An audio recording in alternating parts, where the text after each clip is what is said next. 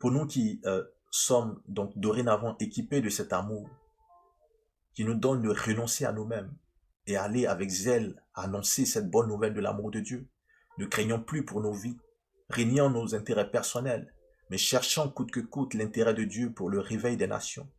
Nous pouvons saisir cet ordre du Seigneur selon Matthieu 28, du verset 19 au verset 20, cette instruction qui est la grande commission.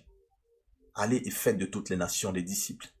En d'autres termes, faites des nations des disciples de Christ, des disciples de l'amour, des Christ. Car notre objectif est de tendre à la mesure de la stature parfaite de Christ. Alléluia, telle est la vision de Dieu. Oui, telle est la vision de Dieu. Mais le monde,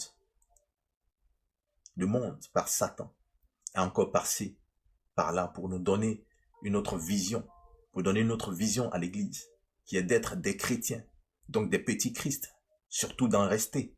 Alléluia. Que l'oreille sage comprenne ce que je veux passer comme message ici. Amen.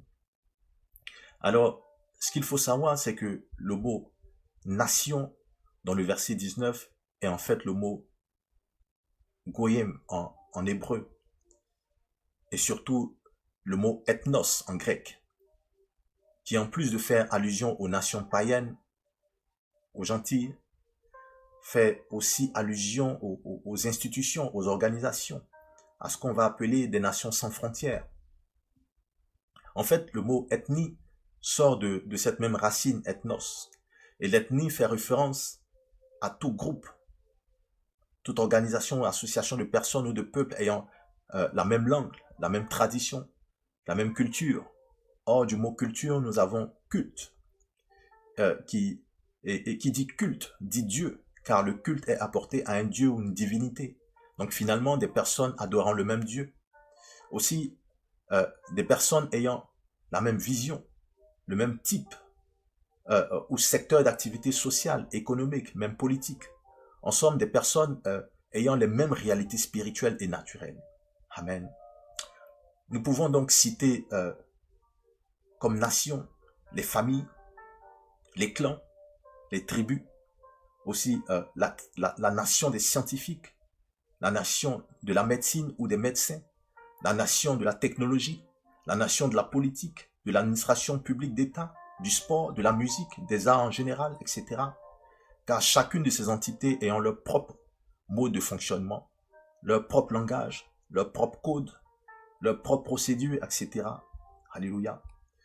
En d'autres termes, le Seigneur nous instruit à nous tous d'apporter la bonne nouvelle de l'amour, de l'évangile dans toutes les couches et les secteurs de la société. Ceci étant, que ce soit dans les écoles, les universités, nos lieux de travail ou d'activité, en fait, lieux dans lesquels nous devons par contre agir avec sagesse, car il est interdit de parler de religion, où donc notre vie devrait être comme une Bible ouverte pour impacter cet environnement. Amen. Il faut y agir avec sagesse. Alléluia. Pour un chrétien, donc, se trouvant dans l'administration publique, par exemple, il y rencontrera une réalité qui est d'abord d'ordre spirituel, car nous dit la Bible, Éphésiens 6, verset 12, nous n'avons pas à lutter contre la chair et le sang, mais contre les dominations, contre les autorités, contre les princes de ce monde de ténèbres, contre les esprits méchants dans les lieux célestes. En fait, ces esprits ténébreux, selon leur hiérarchie, règnent aussi dans ces différentes nations. Et leur insuffle, n'est-ce pas, un certain type d'atmosphère, de code, de langage d'initié qui impose, n'est-ce pas, le mode de vie et de réalité qui devient tout à fait normal pour ceux qui s'y trouvent. Le but absolu étant de bannir toute piété, sinon toute vertu et principe de Dieu dans ces lieux. Ainsi donc, dans l'administration, vous aurez la culture et le langage de la corruption. Il devient normal de donner des pots de vin, des dessous de table, pour faire un travail pour lequel les agents de cette administration sont payés. Sinon, votre requête ou votre dossier ne serait pas pris en compte ou traité dans les délais, concevables. Alléluia. Or, le Seigneur par la bouche de Jean le Baptiste, pouvait parler ainsi à des soldats venant à lui, donc à des agents de l'État. Amen. Il leur dit, ne commettez ni extorsion, ni tort envers les personnes, et contentez-vous de votre solde. Luc 3, verset 14. Dans le monde de la musique, du sport, de la politique, du travail en général, il faudrait, par exemple, appartenir à des loges sataniques, des sectes, pour pouvoir percer ou réussir à un certain niveau. Celui qui ne se plierait pas à cette culture, cette manière de voir, de fonctionner, se verrait stagné ou combattu afin de même détruire sa carrière. Nous pourrions citer plusieurs exemples indéfiniment. Je veux dire que Dieu nous envoie et nous attend dans ces différentes nations, dans ces secteurs, dans ces organisations pour y apporter la bonne vie du royaume. Donc par la bonne nouvelle de l'évangile, la bonne nouvelle de l'amour de Dieu manifesté en Jésus-Christ, afin que les personnes y soient sauvées et que la gloire de Dieu y soit aussi révélée et manifestée. Alléluia. C'est ainsi que Dieu a fait de chacun de nous la lumière du monde, le sel de la terre, pour apporter la lumière, donc la vérité de Dieu, y chasser les ténèbres, la mauvaise manière d'y vivre, et le sel qui est la saveur de la vie en Christ, l'amour tout court. Alléluia. Lorsque le chrétien agent de l'administration, par sa vertu et sa manière de travailler propre, avec probité, sera remarqué par ses collègues ou ses supérieurs, le choc créé par cette manière de faire différente des autres sera certainement source de prise de conscience ou d'interpellation.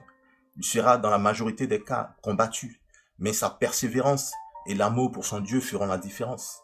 Quand ces personnes ou ses collègues verront la grâce de Dieu sur sa vie, sa bonne santé et celle de sa famille, sa paix, sa joie, sa prospérité à tous égards, malgré le fait qu'il se contente que de son salaire dans cette administration, sans céder à la corruption, ils viendront à lui pour lui demander son secret.